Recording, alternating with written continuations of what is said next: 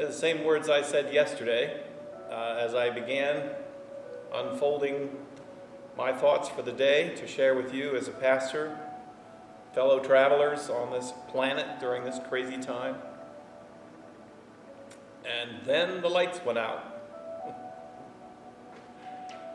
Oh my goodness. I'm Pastor Lou Kilgore.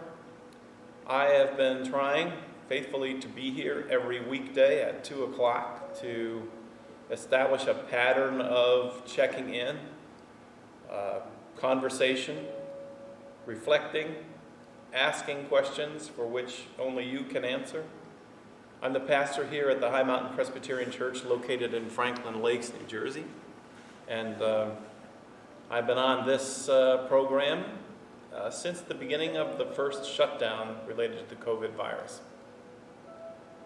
My church is currently in shutdown still, waiting for a safer environment to invite people back. And so we have this chair for you. Welcome to my office. Nice to talk with you. It's been some challenge. While I sat here talking and doing the introduction like I've just done yesterday, behind me, unbeknownst to me, there was the brewing of a furious storm. No, that's not right. That was the day before. When I sat down to talk to you yesterday, the storm was over. And we'd been through about 9 hours without power. And then it was actually kind of funny because I was sitting here talking to you long after the power went off. And I didn't know that. I don't have any indicators that would tell me the power was off. And the church administrator, who is in a room down the hallway, came down the hall with a sign that said, "The power is off." So,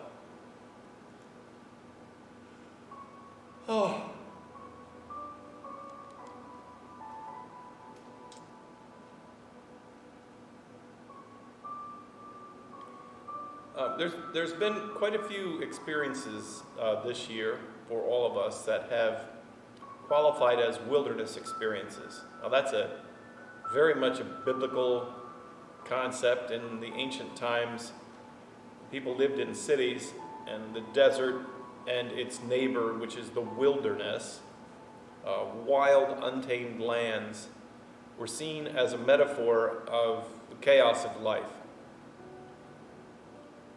To go into the wilderness was to embrace unpredictability, uncertain future. You could die in the wilderness. And you could get lost in the wilderness.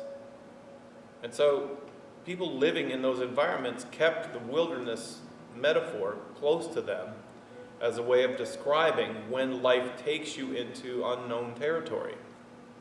You might still be in the middle of very organized domestic society, but be in a wilderness. And so I was reading today some of Wendell Berry's writings, who says that when you enter into a wilderness experience, you're aware of loss, and you're aware of confusion and anxiety and all kinds of things. And I mean, this may refer to the big sort of global kind of environment we're in, or maybe it's one of the smaller little wildernesses that have been generated as spin-offs out of this storm. You don't have a job. You've lost your unemployment benefits. You are worrying about, shall your children go back to school? And there's all these little spun-off wildernesses that people are navigating through. And I like this writing presented to me in my little devotional book, that Wendell Berry says that when you return from a wilderness, the things that you've lost, that have spun you out there, the things that have changed, are still griefs that you carry. But what it gives you is it gives you a strength, an awareness of yourself that you didn't have before. It gives you a sense of knowing that you maybe had skills that you didn't know you needed, or that you were going to need. You learn in the wilderness experience to adapt, to change, to go get strong. And so when you return from the wilderness experience, and he uses a challenging concept and says that you might actually be grateful for it. I mean, that's hard. That's a hard thought.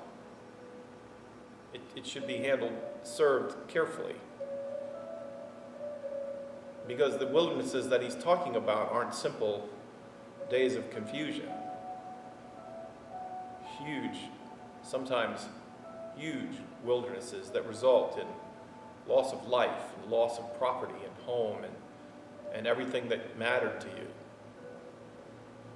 But what he holds forth is that in encountering the wilderness, in engaging it, in living into the confusion of a COVID or a school year that is upside down and inside out, and family relationships that are turned into turmoil because of uncertainty.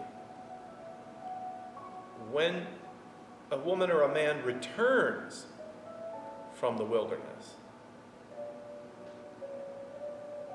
they have something they didn't have before. Maybe a knowledge of their ability to endure.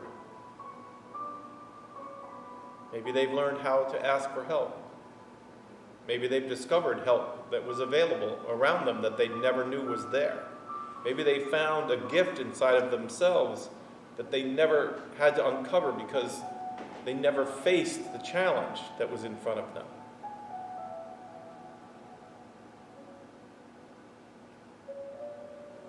So that's the mindset I'm trying to take today. Yesterday I was extremely discouraged by the second round of loss of power. I didn't even know then how long would the power be off this time. It had been off 5 days most recently. Then it was almost 9 hours. And then now it was off again. I saw it piling up. I've heard the news that even today, while I'm speaking today, you might hear the cracking and creaking of the timbers. The wind is beginning to blow now, and they're talking about major storms again today. People are living into the storm, where Laura is making landfall in Louisiana.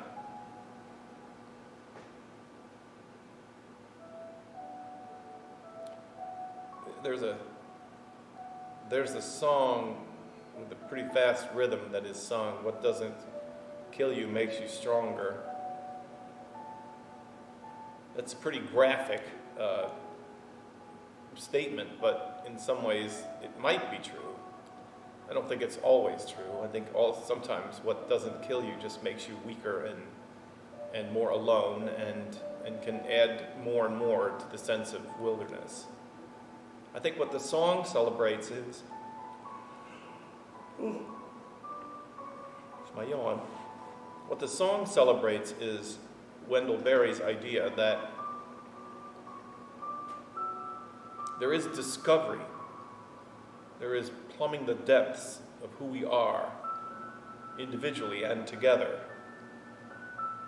that are uncovered, that are revealed in the wildernesses of life.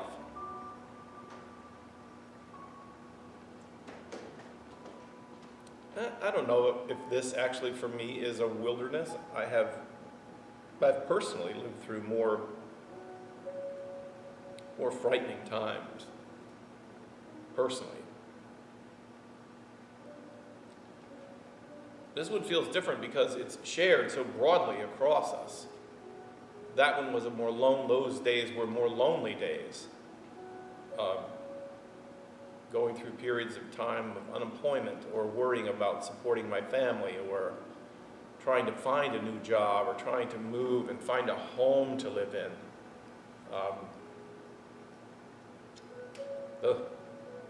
Those were wildernesses indeed. And as I look back on them, Wendell Berry is right. I can look back now, and when I find myself in the middle of a wilderness again, I remember the skills that I uncovered in those times. Resourcefulness, determination, patience even.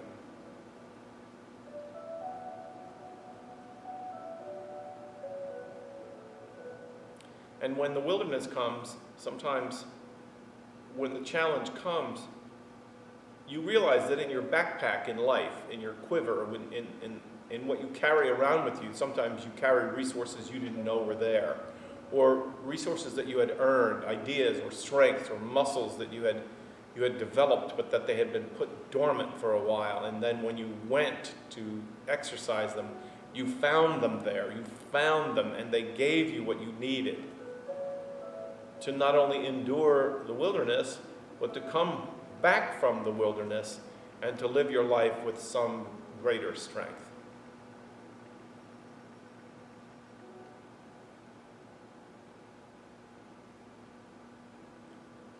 That's what I am hoping for you, and without question, for me.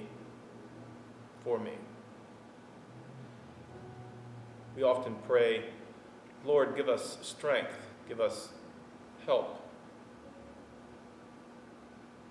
My prayer today is that as a human family, we will unlock the resources of help and strength that we already have, that we already have owned, that in times before, that we have gone through, that we will remember, and that we will dig deep, we will reach out, we will reach in, and bring to bear, once again, those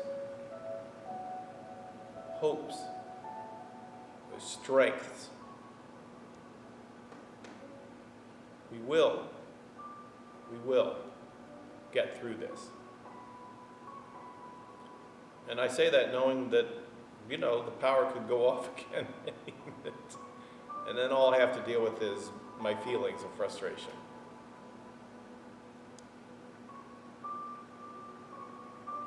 So if you had come into my office today,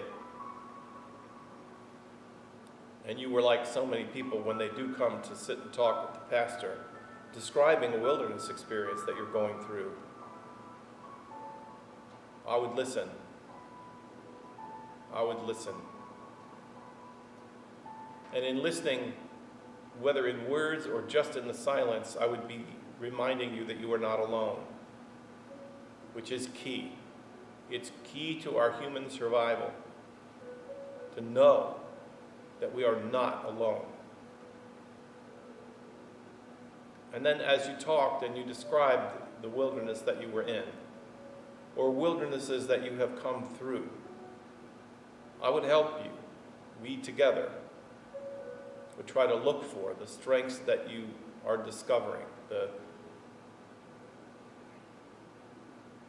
the makeup of who you are, that would help you to get through the wilderness, to come back home. Wendell Berry says that when the sojourner returns from the wilderness, he recognizes who belongs to him. She recognizes who her friends are, who her people really are. She recognizes in a way that she would not have known before who she is and what she can do. And in those moments, she would become full of gratitude for everything that she has. That's a beautiful prayer. For wherever you are right now, or tuck it away for the next wilderness that you are about to enter, and draw on it, and you will discover what a rich resource of faith you have, and what a community that you have. Maybe small in number, but deeply committed. Help us all, O God, to see and to know everything that is within our reach, including you, O Lord. Well, that's our time for today, my friends. It goes by so fast. Of course, in my mind, I was racing, hoping that the power wasn't going to go off and we'd be shut off again. One of you, my regular friends, said that when the power went off and the screen went blank, she just sat there in quiet and staring at the screen, probably cursing a little bit under her breath, but so discouraged that once again, I think the broadcast yesterday was 45 seconds. If I'd have known, I'd jammed a whole lot more into those 45 seconds. Here we are today. God has been good. God bless you, my friends, and I will talk to you tomorrow on Friday. Lord willing, the creeks don't rise, and the storm doesn't shut off the electricity. Bye.